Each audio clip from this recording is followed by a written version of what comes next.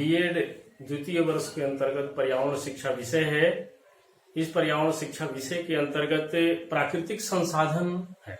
प्राकृतिक संसाधनों में एक वन्य जीव भी प्राकृतिक संसाधन है। जैसे वन प्राकृतिक संसाधन है, उसी प्रकार से वन्य जीव भी है, जिसे वाइल्ड लाइफ कहा हुआ है।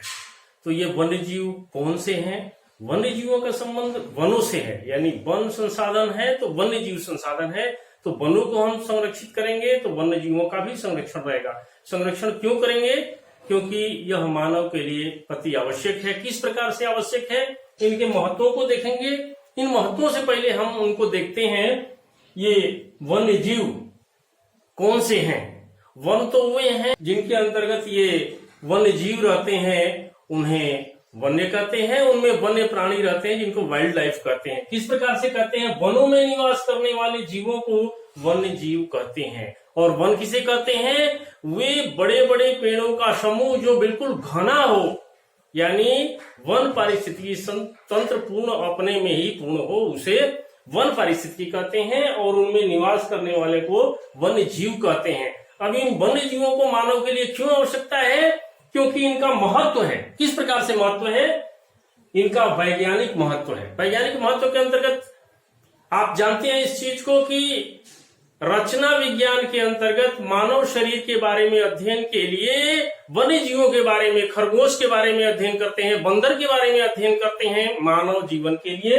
तो ये मानव जीवन के लिए उनके नई प्रजाति के बारे में अध्ययन करना हो, नई कौन सी प्रजाति आ रही है, नए उन पर प्रयोग करना हो, किसी मेडिसिन का प्रयोग करना हो, तो सबसे पहले बंदर पे, चूहे पे, हमें खरगोश पे अध्ययन करना होता है उस मेडिसिन का। उसी प्रकार से संवेदनशीलता के लिए आपको ध्यान में होगा, आपदा एक है, मानव के लिए आपदा है जो अकस्मात जोखिम युक्त मानव के जीवन में आता है। उन आपदा के लिए चूहों ने, जब आपदा आता है, जब कोई कंपन होने की संभावना होती है, तो उस कंपन की स्थिति में चूहे अपने बिल के अंदर से बाहर भागने लगते हैं। यह संवेदनशीलता है, इसका ये महत्व है मानव के लाभ के लिए। इसी प्रकार से मृदा उर्वरता में सहायक किस प्रकार से है? सबसे पहले सूक्ष्म जीव है।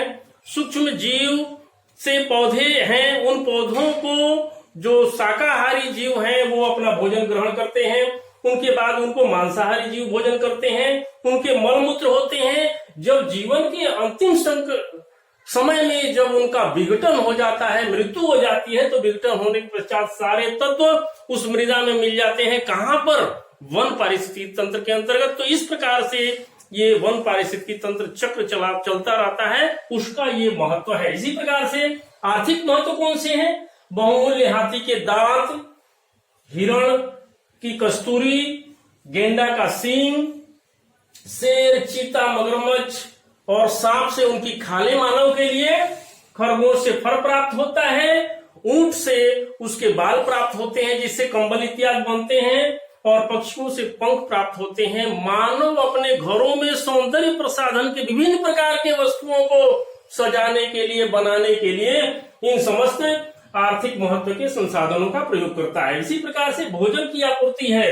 भोजन की आपूर्ति के लिए पूरे विश्व में मांस के लिए और मछलियों के लिए भोजन पर अधिकाधिक लोग निर्भर हैं। किस प्रकार से निर्भर हैं? इसका मत्स्य उद्योग है, यानी समुद्र से, नदी से के जल से मछली को पकड़ करके इनका आयात निर्यात होता है। इनसे तेल निकाले जाते हैं, इनसे चिकित्सा के लिए विभिन्न प्रकार की दवाएं बनाई जाती है और मानव के भोजन के लिए है। तो इस प्रकार से ये भोजन की आपूर्ति में भी सहायक है। और इसी क्रम में पांचवा बिंदु है पर्यटन का विकास।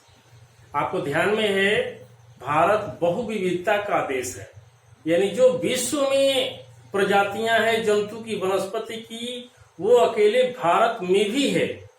भारत के अंदर वनस्पतियों की प्रजाति 46,000 प्रकार की है और जंतुओं की प्रजाति 81,000 प्रकार की है। सोचिए, 81,000 प्रकार की जंतुओं की प्रजाति भारत में है।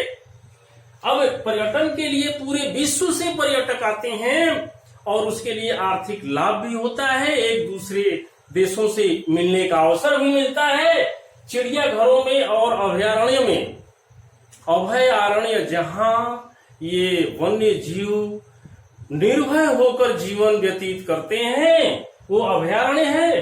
इसमें पर्यटकों द्वारा मनोरंजन के साधन है, विचित्र क्रियाकलाप करते हैं। ये वो देखने के लिए पर्यटक विदेशों से आते हैं। यहाँ पे अपने राजस्थान के अंदर बाघ परियोजनाएं जो रणथंभौर सवाई माधोपुर में है और सरिस्का अलवर में है, इसी प्रकार से पक्षी विहार केवला देव घना भरतपुर में है।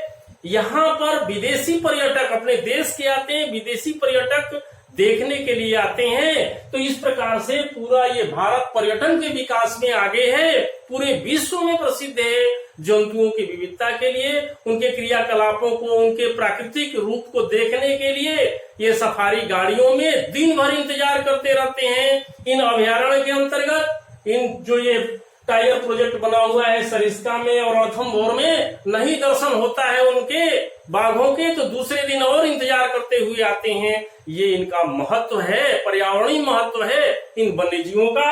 अगला बिंदु है पारिस्थितिकी महत्व। पारिस्थितिकी संतुलन में ये सबसे आगे है, यानी वन पारिस्थितिकी के अंदर जीवन जीते हैं वन्य जीव, तो उनकी पारिस्थितिकी संतुलित बनाए रखने के लिए ये उत्पादक से लेके यानी पादप भोजन के रूप में ग्रहण करते हैं जो शाकाहारी है। अब शाकाहारी हैं, इसके पश्चात उनके उपभोग करने वाले मांसाहारी हैं और मांसाहारी के पश्चात अपघटक हैं। कौन से अपघटक हैं? कवक हैं, जीवाणु हैं, जो इनको मृत्यु के उपरांत अपना भोजन करके और इनको विभिन्न रासायनिक तत्वों में परिवर्तन कर देते हैं। वे तत्व वापस पेड़ पौधों को मिलते हैं और वहां पर वन्य जीवों का जीवन संतुलित बना रहता है। आइए देखते हैं अगले बिंदु में। अगला बिंदु है पर्यावरण को शुद्ध करने में सहायक कैसे है। सोचिए, ये पारिस्थितिकी महत्व के साथ लगा हुआ है। किस प्रकार से? शाकाहारी है। क्या है? शाकाहारी खरगोश है जंगल में। उस खरगोश शाकाहारी को मांसाहारी खाता है। ये कौन खाता है? इसको सियार खाएगा, चीता खाएगा, उनको बाद में कौन खाएगा? जंगल का राजा शेर खाएगा, सर्वाहारी मानव खाएगा और जब इनका मृत्यु हो जाएगा तो फिर लास्ट में अपघटक जो कवक है, जीवाणु है, इनको अपने भोजन के रूप में लेकर के अपघटित करके और तत्वों में विलीन करेंगे, जिससे ये पूरी संतुलित व्यवस्था रखते हैं। हम चर्चा कर रहे हैं कि ये स्वच्छ रखते हैं पर्यावरण को, वन पारिस्थितिकी तंत्र को किस प्रकार से शुद्ध रखते हैं। अगर ये नहीं होते तो जब इनकी मृत्यु होती तो वहां दुर्गंध आता रहता, प्रदूषित होता रहता। ये चक्र चल रहा है, इसलिए एक दूसरे को शुद्ध बना करके वन को पूरे शुद्धिकरण के रूप में व्यवस्थित किए हुए हैं। अगले क्रम में आता है धार्मिक महत्व, जो बहुत महत्वपूर्ण है।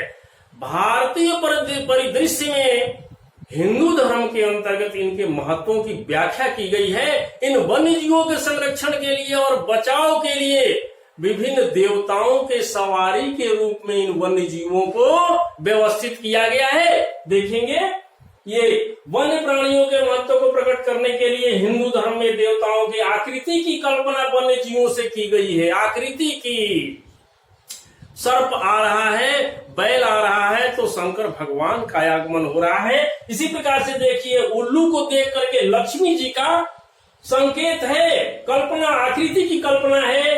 शेर को देख करके दुर्गा जी का, चूहे को देखकर गणेश जी का, गरुड़ को देख करके विष्णु जी का, बंदर को देख करके हनुमान जी का, सर्प और बैल को देख करके शिव जी का, हंस को देख करके सरस्वती जी का और हाथी को देख करके इंद्र जी देवताओं से जुड़ा हुआ है। ये मूल्य युक्त है भारतीय परिदृश्य में। इसलिए इसे वन्य जीव और उनके महत्व के अंतर्गत ये धार्मिक महत्व बहुत ही महत्वपूर्ण है। इस महत्व को अन्य रूपों में भी अन्य सारे बिंदु ही इनके बहुत महत्वपूर्ण है। धन्यवाद।